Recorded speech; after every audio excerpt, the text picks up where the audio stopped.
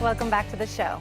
Well, the Tucson Chinese Cultural Center has several events going on this weekend, including a New York Times bestselling author and a way to celebrate the Year of the Sheep. Tina Liao and Robin Blackwood have all the details. Ladies, thank you for joining us again. Thank you for having us. And we're having you on again because, Tina, there is so much stuff going on because this is obviously a very festive time for the Cultural Center. Yes, indeed. As you know, we already have our Chinese New Year Festival last Saturday. And the Lunar New Year is such a big thing to us. It's the biggest holiday in the year. So usually we celebrate it for 15 days, meaning we'll continue having feast, party, and gathering with friends and family.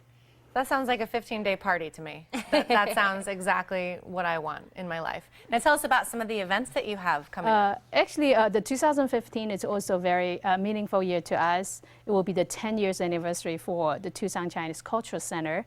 So in all the spirit, we'll have more events coming up. Ooh. And we did kind of hint away that we do have a New York Times bestselling author, and some of her work is out here on the table. We do. This Friday night from 6 to 8 p.m., bestselling author Lisa C. will be at the center. We're going to have a reception and book signing.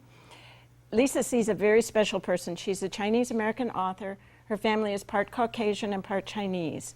She grew up in Los Angeles playing in the store that the Chinese side of her family ran. She is very, very sensitive to and attuned to the Asian part of her heritage, and all of her books are about Chinese heritage. Her first book, On Gold Mountain, was a memoir of her family.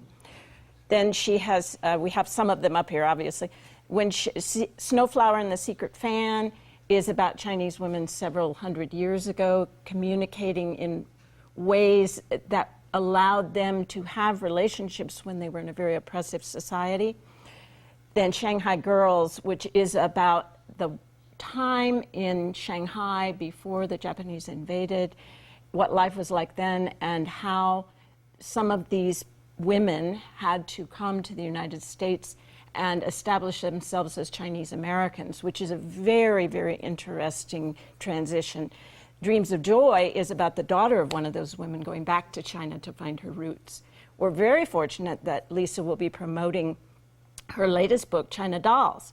China Dolls is about the women who worked in Chinese American nightclubs in San Francisco right before and during World War II. And it highlights a club called the Forbidden City, which was the most famous of them all. It's a fabulous story. I'm in love with this book. And we're very fortunate that one of our members participated in that whole epoch. She danced at the Forbidden City. She was one of the original dancers. She danced there for several years. She has a fabulous story, and Lisa interviewed her as part of the preparation for this book, China Dolls. So we're going to have Mary with us on Friday night, and we're hoping that the two of them will be able to have a little question and answer because it's such an interesting story. So it's Friday night from 6 to 8, $15 tickets, $20 at the door, and our partners, Barnes & Noble, will be there selling all of Lisa's books. It's going to be very exciting. We're really looking forward to it. Oh, it sounds wonderful. And you're talking, of course, about Mary Tom. That's correct. Tell us just a little bit more about Mary and what we can expect from her on Friday, her story. Mary was born in Arizona. She grew up behind a Chinese grocery store, actually, in Phoenix. And she was determined. She's a very independent person even today. She's 95 now. But even today, she's a very independent person. And she was determined she was not going to work in that grocery store after she graduated from high school. So she saved a little money, about $50, and she took her little suitcase and she got on the bus and she went to San Francisco. She got off the bus, she walked down the street, somebody offered to rent her a room, so she was set. Then she found a job cleaning house. It was all the way across San Francisco. She walked all the way across San Francisco twice a day to avoid paying a nickel bus fare each way. Eventually, she got a job as a waitress. She liked that. There were tips. And then she found out about Forbidden City opening. She auditioned, and the rest was history. She said it was very tough at first. He couldn't even pay them at first. He just paid them with IOUs. But then the war came, and everything took off. And she worked there until her second child came along. She never stopped dancing. Eventually, she relocated to Tucson, And in later stages of her life, she was a square dancer. So she's quite a person, and we're looking forward to highlighting her along with Lisa on Friday night. Well, I love that we have a local tie with Lisa, so I think that's going to be an amazing evening. And of course, even Saturday, we're continuing with more of events. More feasts and Yes. food. Yes.